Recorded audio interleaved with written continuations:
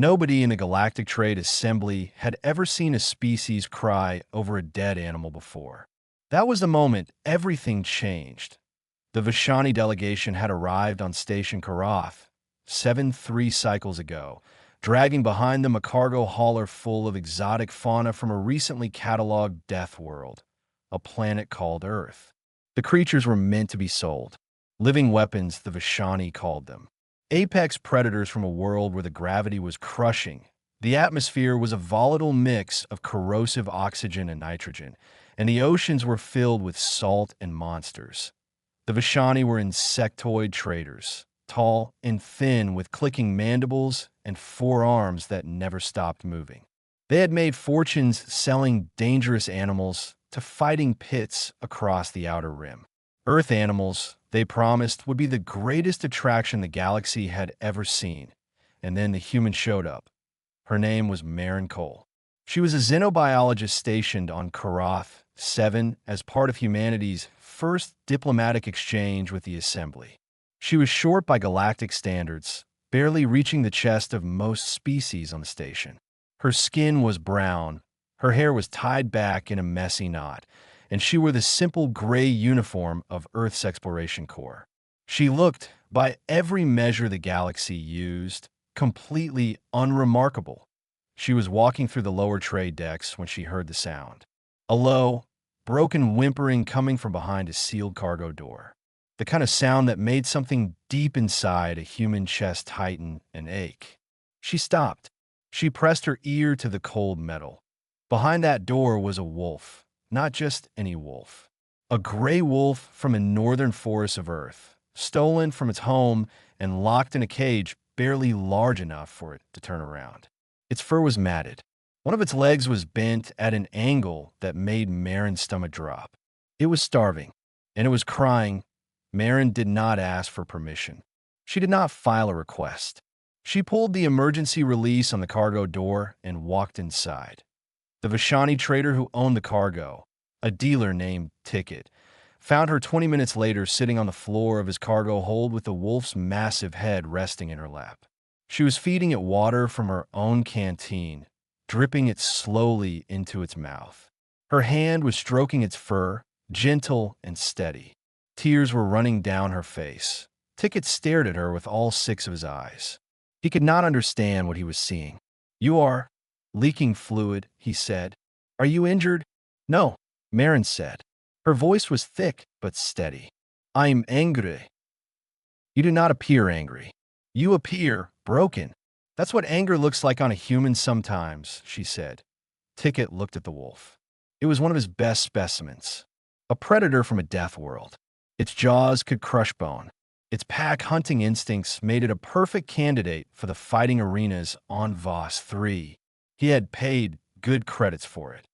And this small, soft human was sitting on the floor, crying over it, while it rested its head in her lap like it had known her its entire life. "That animal is dangerous," Ticket said carefully. "His name is a wolf," Marin said. "And he's hurt. It is property." Marin looked up at him. The tears were still on her face, but something in her eyes had changed. It was the look a human gets when a line has been crossed. Not loud, not dramatic, just a quiet, absolute shift from sadness to something harder. "How much?" she asked. Ticket tilted his head. "Excuse me. How much for all of them? Every Earth animal in your cargo hold. How much?" Ticket made a clicking sound that was the Vashani equivalent of a laugh. "You cannot afford them, human. I have 47 specimens. Wolves, bears, great cats, serpents, birds of prey. Their combined value exceeds. I didn't ask what they're worth. I asked how much." The trade deck had grown quiet. Other species had stopped to watch. A Gorvathi dock worker, massive and gray-skinned, leaned against a support beam with his arms crossed. A pair of Alessi merchants whispered to each other, their bioluminescent crests flickering with curiosity. Ticket named his price. It was absurd. 3 times what the animals were actually worth. Marin pulled out her comm unit and made a single call. It took less than 4 minutes. When she put the comm away, she looked at Ticket and said, "Done." The credits will be in your account within the hour. Now open every cage. Ticket checked his account. His mandibles went still. The credits were already there. How, he asked. I called home, Marin said simply. Humans don't like it when you hurt our animals. She called Earth. Specifically, she had called a network of wildlife organizations, veterinary groups, and private donors who had set up an emergency fund the moment humanity learned that alien species were capturing Earth fauna for blood sport. The fund had been active for less than one galactic cycle. It already had more credits in it than most planetary governments, because humans did not just protect their own kind. They protected everything they loved. And humans loved fiercely, stubbornly, and without any logical limit. Ticket opened the cages. What happened next will be talked about on Karath 7 for years. 47 Earth animals. Wolves, hawks, a pair of brown bears, several large cats, snakes, and a single bald eagle with a broken wing were released into a temporary holding area that Marin set up in an unused docking bay. She called in every human on the station. There were only 12 of them. 12 humans and 47 dangerous animals from the most lethal habitable planet in known space. And not one of those animals attacked them. Not one. That the Gorvathi dock worker watched a human woman walk calmly into a space with 2 brown bears and begin cleaning their wounds.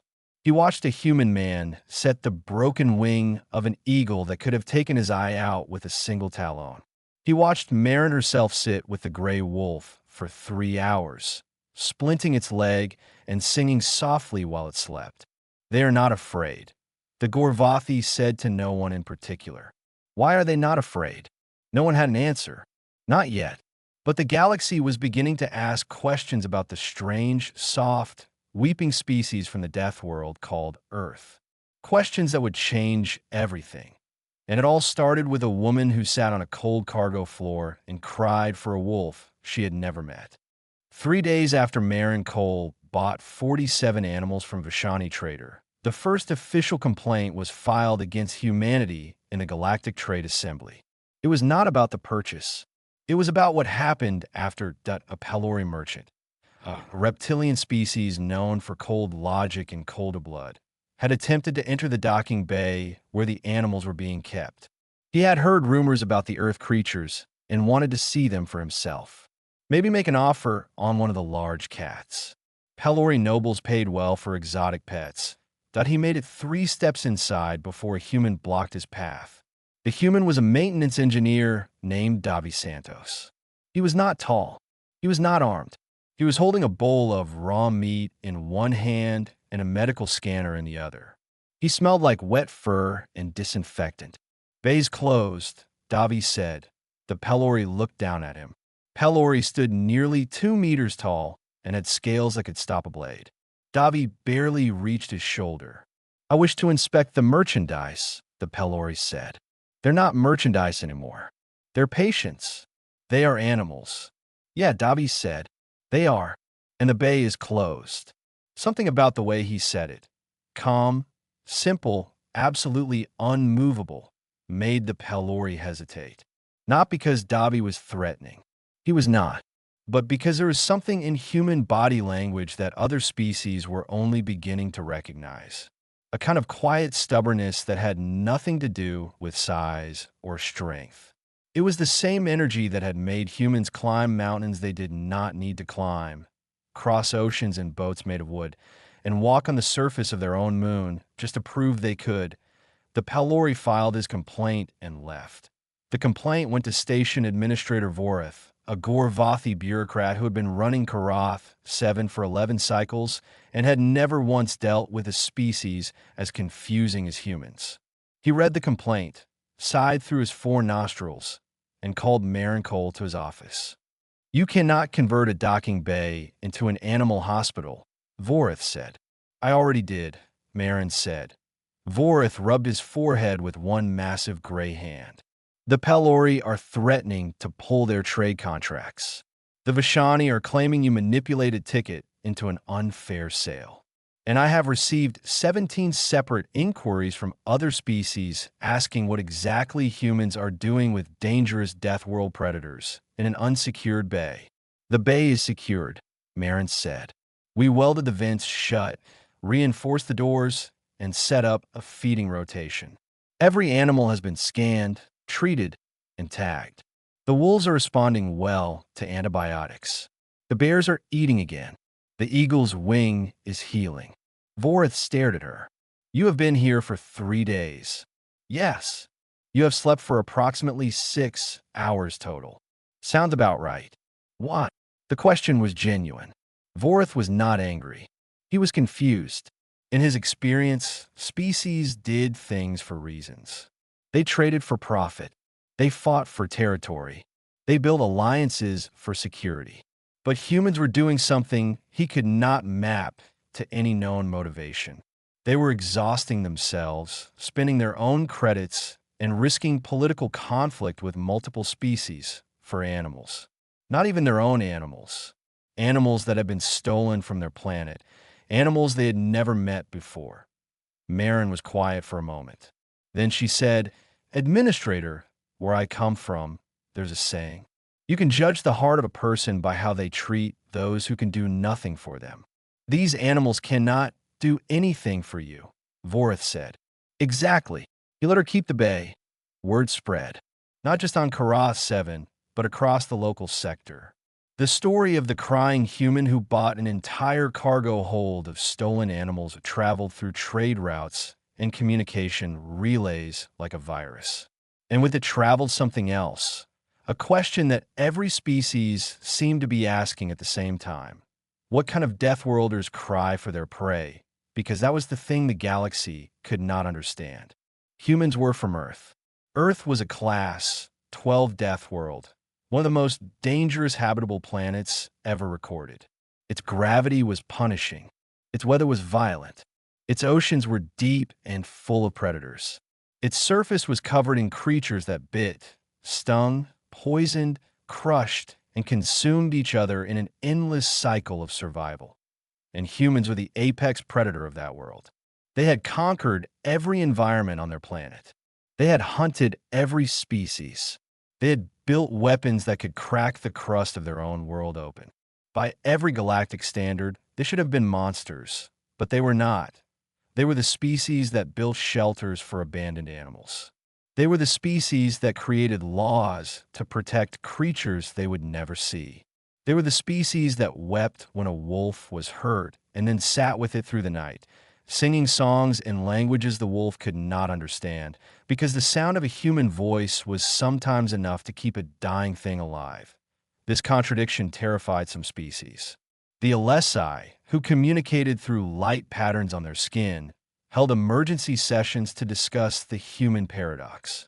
The Vashani quietly pulled all Earth fauna from their trade catalogs, not out of morality, but because they had seen what happened when humans found out their animals were being sold. The Pelori watched and said nothing, which for the Pelori was the loudest possible alarm. And on Kara 7, 12 humans continued to care for 47 animals in a converted docking bay, sleeping in shifts, sharing rations, and treating every creature as if it mattered. On the 4th night, something happened that none of them expected. Marin was sitting with the gray wolf. She had started calling him Ghost, because of the way he moved silently, even with a splinted leg, when the bay doors opened. She expected Davi or one of the other humans. Instead, a Gorvathi dock worker stepped inside. It was the same one who had watched from a distance on the first day. His name was Bruck. He was enormous, even by Gorvathi standards. His skin was the color of storm clouds, and his hands were big enough to crush a human skull. He stood in the doorway, looking uncertain. Gorvathi were not an expressive species. They valued strength and efficiency. They did not, as a rule, involve themselves in the affairs of other species. I want to help, Bruck said. Marin looked at him. Do you know anything about animals? No. Are you afraid of them? No. She pointed to a crate of supplies near the wall. Grab the blue container. It's wound south. The big cat in Bay 3 has a cut on her shoulder that needs fresh treatment. Bruck nodded. He walked to the crate, picked up the container, and went to work. He did not ask why. He did not ask what he would get in return. He simply saw what the humans were doing, and for the first time in his life, he wanted to be part of it. He was the first alien to volunteer. He was not the last. 2 weeks after the rescue on Karath 7, a ship arrived that nobody expected. It was human, a mid-sized transport vessel called the Arc Meridian, painted in the green and white colors of Earth's Global Wildlife Recovery Initiative. It carried a crew of 30, including veterinarians, animal behaviorists, habitat engineers, and one very tired diplomat named Paul Achebe, who had not slept properly since receiving Marin's emergency call. Paul was tall, bald, and had the kind of face that looked calm even when everything around him was on fire. He had spent 20 years negotiating environmental treaties on Earth before being assigned to the Galactic Diplomatic Corps. He was the kind of man who could sit across from a hostile government official and simply outlast them with patience. He was going to need that patience now. The Arc Meridian docked at Karath 7 and immediately drew attention. It was the first human ship most of the station's residents had ever seen up close. It was not sleek or elegant like Alessi vessels. It was not armored like Gorvathi warships. It was practical, boxy, and covered in scratches and repair patches. It looked like it had been used hard and maintained by people who cared more about function than appearance, which was exactly what it was. Paul stepped off the ship and was met by Marin, who looked like she had been living in her uniform for 2 weeks. Because she had. Behind her stood Davi, Bruck the Gorvathi, and a growing group of station residents who had started volunteering in the Animal Bay. There were now 6 aliens working alongside the 12 humans, including 2 Alessi who had figured out that their bioluminescent skin patterns could calm the birds of prey. "You look terrible," Paul said to Marin. "You should see the bears," she said. "They look great." Paul smiled. Then his face went serious. "We have a problem." The problem was bigger than Karath 7. Much bigger. In the 2 weeks since Marin's rescue, intelligence reports from Earth's fledgling galactic network had revealed that the Vashani were not operating alone.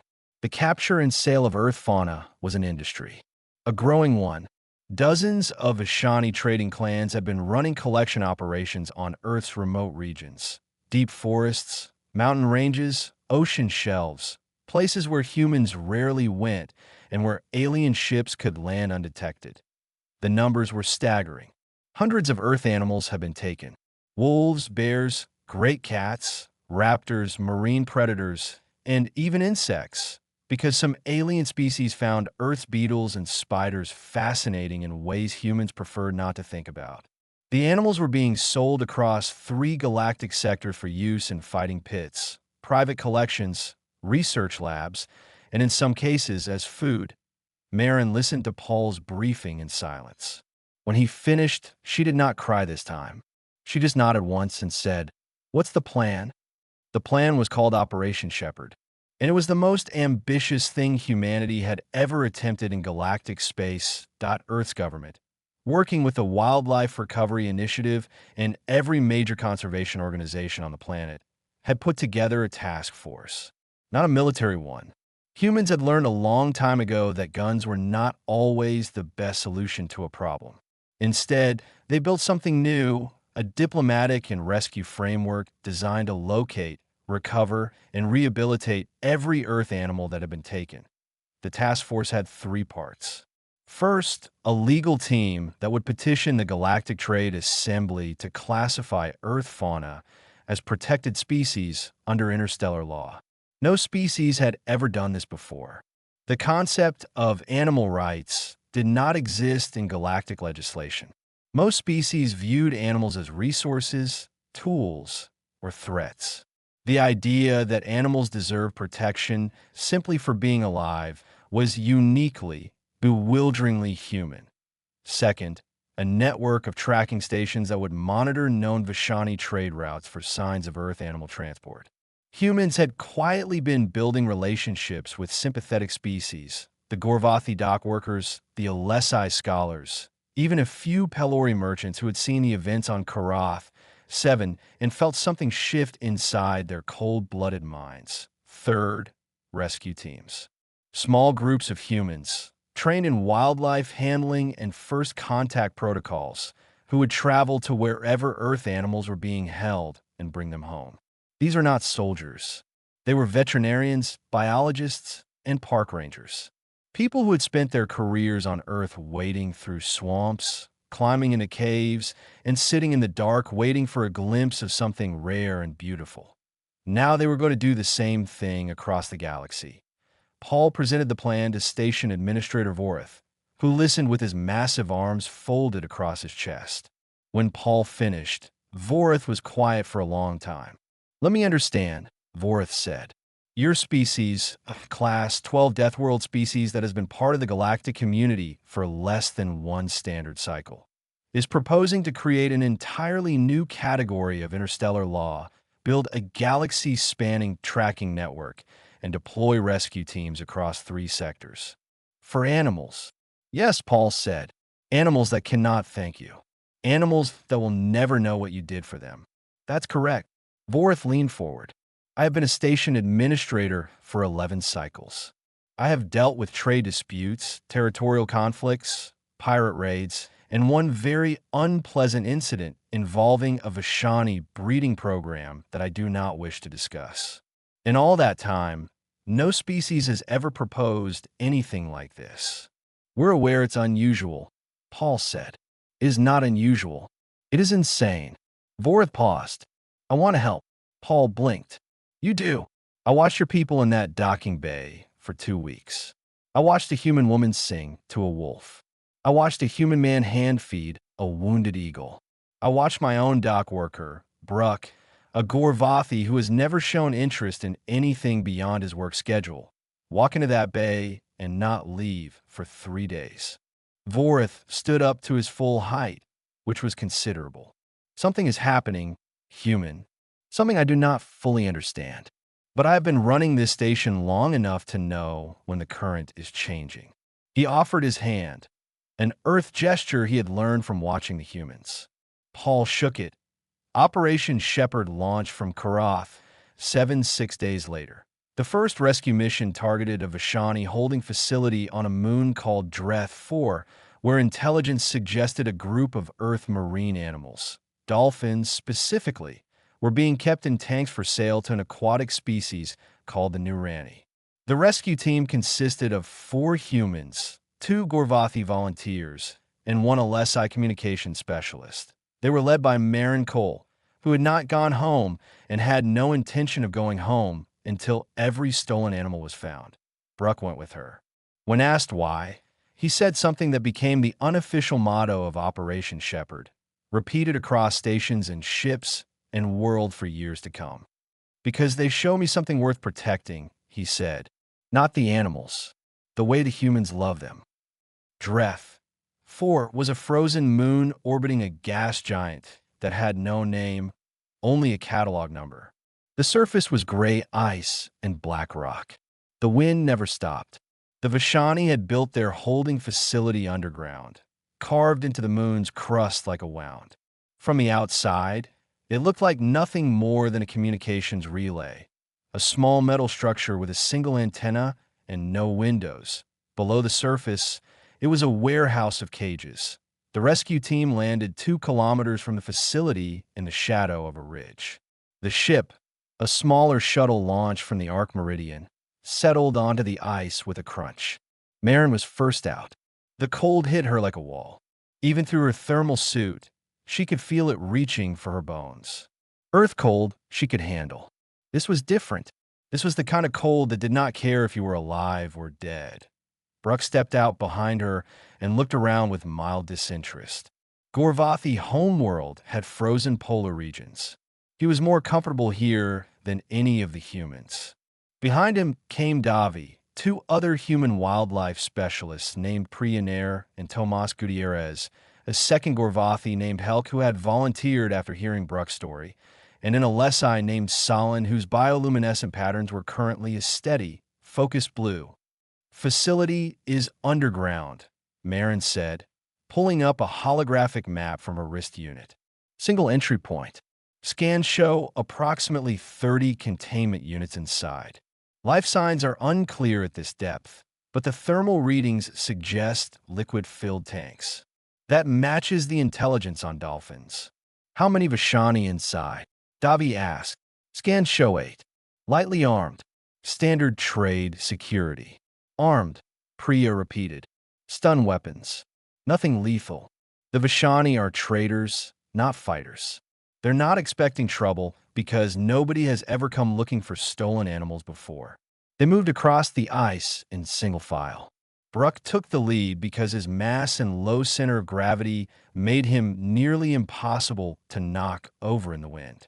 Marin walked behind him, using his body as a shield against the worst gusts. The others followed. To the facility entrance, they stopped. The door was sealed with a standard Vashani trade lock, a combination of biometric and electronic security. Solin moved forward. Alessi were gifted with pattern recognition that bordered on supernatural. Their entire language was built on reading and producing complex light sequences. A Vashani trade lock was, to an Alessi, essentially a very simple conversation.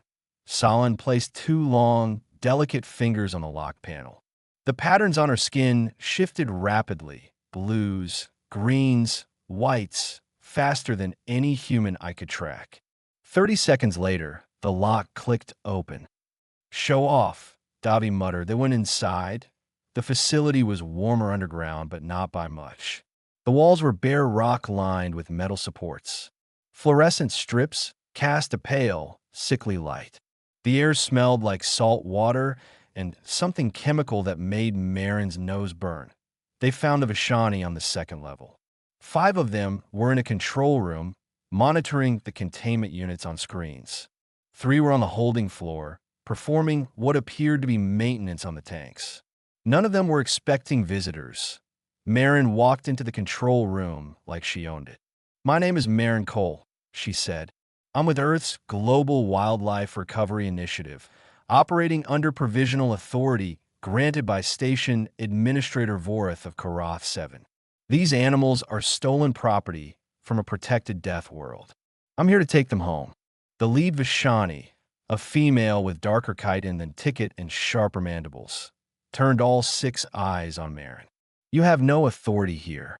This is a private facility on an unclaimed moon. Galactic trade law does not apply. You're right, Marin said. It doesn't. Yet, our legal team is currently presenting a protection petition to the Trade Assembly. But I'm not here to argue law. I'm here for the dolphins. The aquatic specimens are contracted for sale to the Nurani. The transaction is already in progress.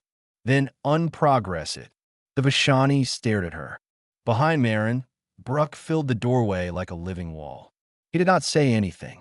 He did not need to. A Gorvathi standing silently behind a human was, it turned out, an incredibly effective negotiating tool. But Marin did not rely on intimidation.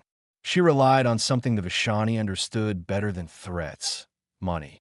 I'll double whatever the Nurani are paying, Marin said. Right now, nonigo b'shiashchen. Full transfer. You cannot possibly, I can, and I will. Earth's Recovery Fund has been growing every hour since the Karath 7 incident made the news. Humans across my entire planet are donating. Schools, businesses, governments, individuals. A 12-year-old girl in a country called Norway raised enough credits in one afternoon to buy 3 of your containment tanks. Marin let that sink in. You're not dealing with one human, trader. You're dealing with 8 billion of us. And every single one of them knows you're selling our dolphins. The silence in the control room was absolute. The Vashani trader made her calculations. Vashani always made calculations. That was their nature. And the calculation was simple. Taking more money from a species that clearly had an unlimited emotional budget for animal rescue was better business than fighting a losing battle against growing galactic attention. She accepted the offer. The containment floor held 12 tanks. Inside them were dolphins, bottlenose dolphins, taken from Earth's Atlantic Ocean. They were alive, but they were not well. The tanks were too small. The water was chemically treated to a composition that was close to Earth's oceans, but not close enough. And there was no stimulation, no sound, no light variation. The dolphins were floating in silence, in water that was almost right, but fundamentally wrong. Priya, who had spent 6 years working with marine mammals on Earth, pressed her hand against the glass of the first tank and made a sound. It was not a word. It was a whistle, a specific high-pitched tone that dolphin researchers used to initiate contact. A greeting in the closest thing humans had to dolphin language. The dolphin inside the tank moved. Slowly at first, then faster. It swam to the glass where Priya's hand was pressed and stopped, hovering there, looking at her through the barrier. Then it whistled back. Priya's eyes filled with tears. She did not wipe them away. She just stood there, hand on the glass, whistling softly, while a dolphin from an ocean 10,000 light years away answered her.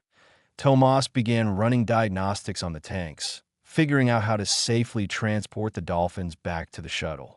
Bruck and Helk moved the heavy equipment. Solon monitored the Vashani to ensure compliance. And Marin stood in the middle of it all, coordinating, directing, and occasionally stopping to look at the dolphins with an expression that Bruck had learned to recognize. That IT was the human expression that meant this matters, that IT took 9 hours to safely extract the dolphins, transfer them to portable marine units on the shuttle, and get everyone off Dreth 4. By the time they were back in orbit, Marin had been awake for 31 hours straight. She sat in the shuttle's cargo bay, leaning against one of the portable tanks, listening to the dolphins click and whistle inside. Bruck sat next to her. For a long time, neither of them spoke. "Bruck," Marin said finally. "Yes. Thank you." He looked at her. "For what?" "For coming. For helping. For believing this matters even though they're not your animals and not your planet, and you have no reason to care." Bruck thought about this. Then he said, "You had no reason to care about the wolf either." Marin smiled. It was a tired smile, but it was real. "Yeah," she said. "I guess that's the point." The Galactic Trade Assembly Chamber on Harith Prime was a dome the size of a small city. Its ceiling was transparent, showing the slow rotation of 3 moons and a sky full of unfamiliar stars. Delegates from over 200 species filled the tiered seating, their bodies ranging from insectoid to reptilian to crystalline to forms that human language did not have words for. The chamber hummed with 1,000 conversations in 100 languages, all filtered through universal translators that turned the noise into a strange, overlapping murmur. Paul HFY stood at the speaker's platform in the center of the chamber. He looked very small down there. One human in a simple dark suit, surrounded by species that had been traveling between stars when humanity was still figuring out how to make bread rise. His hands were steady. His voice, when he spoke, carried easily through the chamber's acoustic systems. "Honored delegates," he began. "My name is Paul HFY. I represent Earth, catalog designation Sol 3, classified as a class, 12 Death World in your records. We have been part of the galactic community for less than 1 standard cycle. In that time, we have tried to be good neighbors. We have traded fairly. We have respected your laws and customs. We have asked only for the same respect in return." He paused. The chamber was quiet. "We are here today because that respect was not given. Over the past several months, organized trading operations have entered our planet's atmosphere without authorization, captured hundreds of our native animal species, and sold them across 3 galactic sectors for use in fighting pits, private collections, and research facilities. These animals were taken from their homes. They were put in cages. Many of them were hurt. Some of them died." He let the silence hold for a moment. "I know that for many of you, this does not seem like a serious matter. Animals are resources. They are tools. They are food. I understand that perspective. On Earth, we have struggled with it ourselves for thousands of years. We have hunted our animals. We have farmed them. We have driven some of them to extinction through carelessness and greed. We are not perfect, and I will not pretend otherwise. A ripple of surprise moved through the chamber. Species did not usually admit their flaws on the assembly floor. It was considered a weakness. But Paul had learned long ago that honesty, delivered with confidence, was the most disarming weapon in any negotiation. But we have also learned something, he continued. We have learned that the measure of a civilization is not found in how it treats the powerful. It is found in how it treats the powerless, the voiceless, the creatures that cannot argue for themselves, cannot file complaints, cannot demand justice. On Earth, we have spent generations building laws to protect our animals. Not because they asked us to, because we believe it is right. He looked around the chamber, meeting the eyes and sensors and optical arrays of as many delegates as he could. Today, we are asking the Assembly to extend that principle beyond our planet. We are proposing the Protected Species Accord, a new legal framework that would classify the native fauna of any inhabited world as protected under interstellar law. This means no species may capture, trade, harm, or kill the native animals of another species' homeworld without explicit consent from that world's government. The chamber erupted. The Vashani delegation clicked their mandibles in rapid protest. Several trade-focused species shouted objections. The Pelori sat in cold silence, calculating. The LSI flickered through so many light patterns that their entire section of the chamber looked like a fireworks display. Paul waited. He had expected this. He stood at the platform with his hands at his sides and waited until the noise died down, which took nearly 10 minutes. I know this is unprecedented, he said. I know it challenges the way many of you have done business for centuries. I know some of you think it's foolish to extend legal protection to creatures that cannot understand the concept of law. But I want to show you something. He activated the chamber's central display. A holographic image appeared above him, large enough for every delegate to see clearly. It was a photograph taken on Core TH-7. IT showed Marin Cole sitting on the floor of the docking bay with Ghost the Wolf lying across her lap. The wolf's leg was splinted. Marin's face was streaked with tears. Her hand was buried in the wolf's fur. And the wolf, a predator from a death world, an animal whose ancestors had hunted alongside human ancestors for 40,000 years, was looking up at her with absolute trust. The chamber went silent again. A different kind of silence this time. The silence of 200 species looking at something they did not fully understand but could not look away from. This is who we are, Paul said quietly. This is what it looks like when a human loves something. It is messy. It is illogical. It does not make strategic sense. But it is real, and it is the best thing about us. He paused again. We're not asking you to love animals the way we do. We are asking you to let us protect ours. And if any of your species ever find that your own animals have been taken, traded, or harmed, we will fight just as hard for yours as we do for our own. That is our promise. He stepped back from the platform.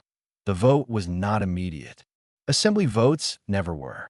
There were procedures, committees, subcommittees, and debates that could last for weeks. The Vashani lobbied hard against the accord. The Pelori abstained, as they always did on moral questions, calling it a matter of economics rather than ethics. Several minor species sided with the Vashani out of concern for trade disruption, but something had shifted. The image of Marin and Ghost spread across the galactic network within hours. It was shared, discussed, and debated on 1,000 worlds. And alongside it spread the stories. The rescue on Dreth 4, the volunteers on Karath 7, the 12-year-old girl in Norway who had raised credits to save animals she would never meet.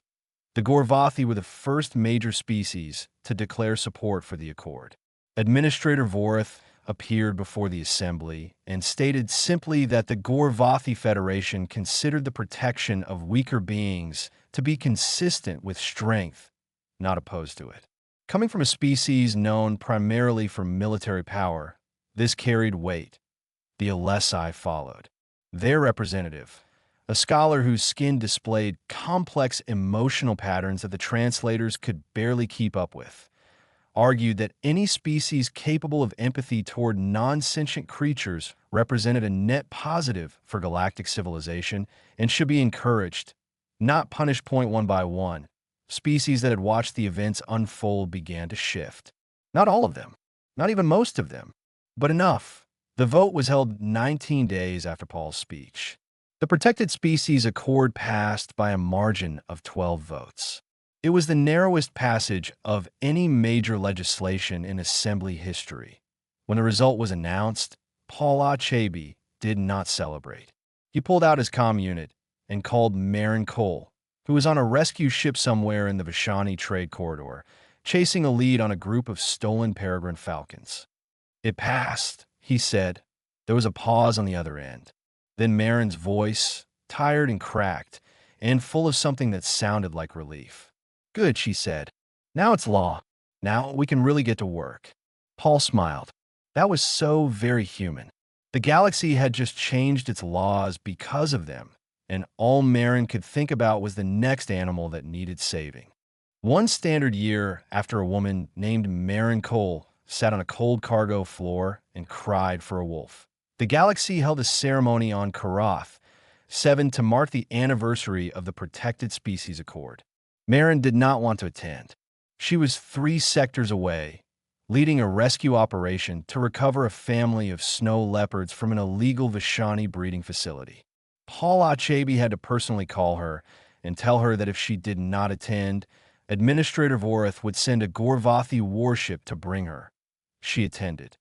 The ceremony was held in the same docking bay where everything had started. It had been transformed. What was once a bare metal room full of cages and the smell of suffering was now the Karath 7 Wildlife Sanctuary, the first permanent alien-operated animal rehabilitation center in galactic history.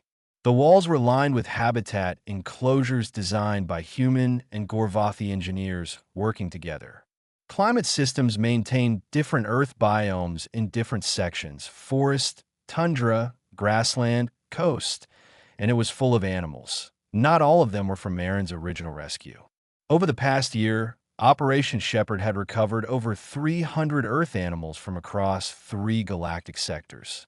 Wolves, bears, eagles, dolphins, falcons, leopards, sea turtles, and dozens of other species have been found, rescued, and brought here for rehabilitation before their eventual return to Earth.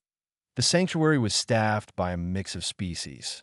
Humans ran the veterinary and behavioral programs. Gorvathi handled heavy construction and security.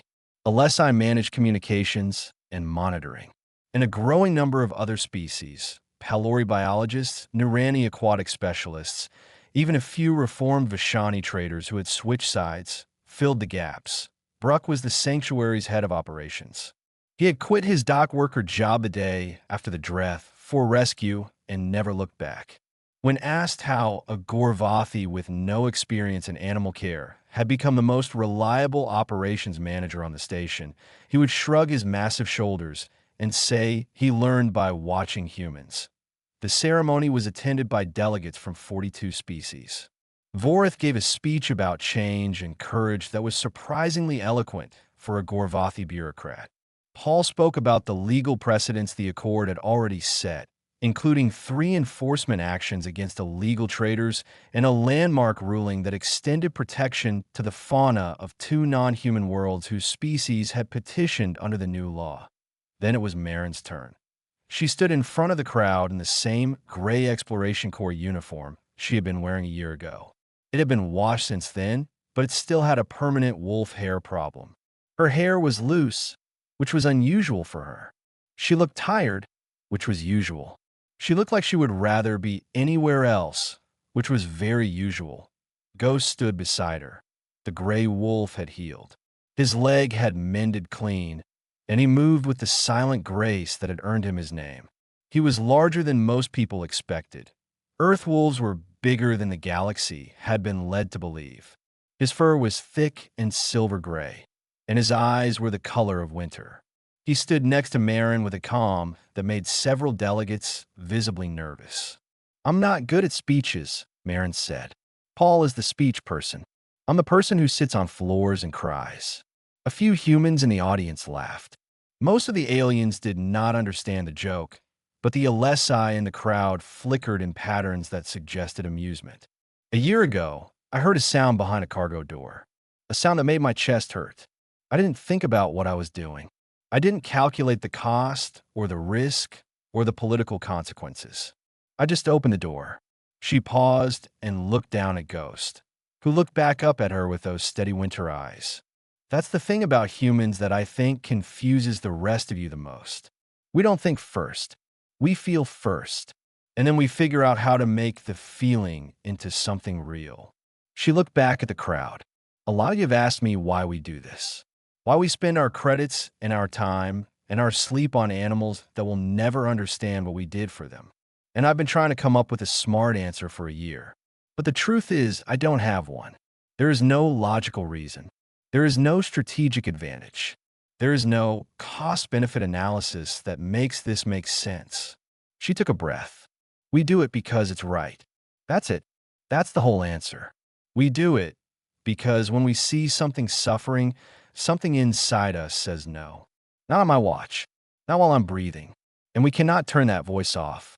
Believe me, sometimes we've tried. It would make our lives so much easier if we could just not care. But we can't. It's built into us. It's the same thing that made our ancestors share their fires with wolves 40,000 years ago. The same thing that makes a human child cry when they see a bird with a broken wing. The same thing that made 8 billion people on a death world open their wallets for animals they had never met. She put her hand on Ghost's head. He leaned into her touch. We are not the strongest species in the galaxy. We are not the smartest or the fastest or the most advanced. We come from a planet that is actively trying to kill us every single day. We have every reason to be hard, every reason to be cruel, every reason to look at the universe and say it owes us nothing, so we owe it nothing in return.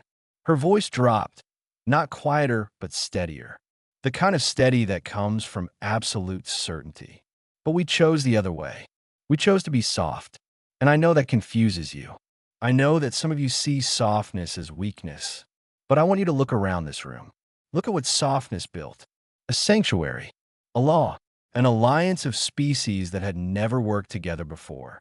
A Gorvathi dock worker who quit his job to take care of wolves. An Alessi scholar who learned to calm eagles with her own light. A galaxy that is a little bit kinder today than it was a year ago. She smiled. It was not a big smile. It was small, tired, and real. That's what softness does. It doesn't break things. It builds them. It doesn't conquer. It invites. It says, come sit with me. Let me help. Let me carry some of this. And one by one, people accept. One by one, the circle gets bigger. She looked down at Ghost one more time. The wolf pressed his nose against her hand. We're going to keep doing this. Every stolen animal, every suffering creature, every voiceless thing that needs someone to speak for it. We're coming. That's not a threat. It's a promise. And humans keep their promises. She stepped back. The chamber was silent for a long moment. Then Bruck started clapping. He had learned the gesture from humans and performed it with hands large enough to create a sound like small explosions. One by one, others joined. Umans klapat. Gorvathi clapped. Alessi flickered in cascading waves of brilliant color. Even the Pelori delegate inclined his head, which for a Pelori was practically a standing ovation. After the ceremony, Marin went back to the sanctuary. She walked through the habitat sections, checking on the animals, talking to the staff, making notes on her datapad. She stopped at the wolf enclosure, where Ghost had rejoined a small pack of rescued wolves that had formed their own family in captivity. Bruck found her there, watching the wolves through the transparent wall. Good speech, he said. Terrible speech, she said. Paul is going to give me notes. It was good, Bruck repeated. It was true. They stood together in comfortable silence, watching the wolves move through their enclosure. The pack was healthy. Their fur was thick, their eyes were bright, and they moved with the easy confidence of animals that knew they were safe. Ghost paused at the far end of the enclosure and looked back at Marin through the glass. For a moment, the Death World Predator and the human woman just looked at each other. Then Ghost turned away and disappeared into the simulated forest, his silver fur blending with the shadows until he was invisible. Marin smiled. Somewhere far away, on a little blue planet orbiting an ordinary yellow star, 8 billion humans went about their ordinary lives. They fed their dogs, petted their cats, put out birdseed, worried about bees, argued about fishing regulations, cried at nature documentaries, and loved every wild thing they had ever known. And across the galaxy, species were beginning to understand that all of this, was what it meant to be from Earth. Not the gravity or the oxygen or the predators, the love. The stubborn, irrational, unbreakable love. That was what made humans dangerous. That was what made them wonderful.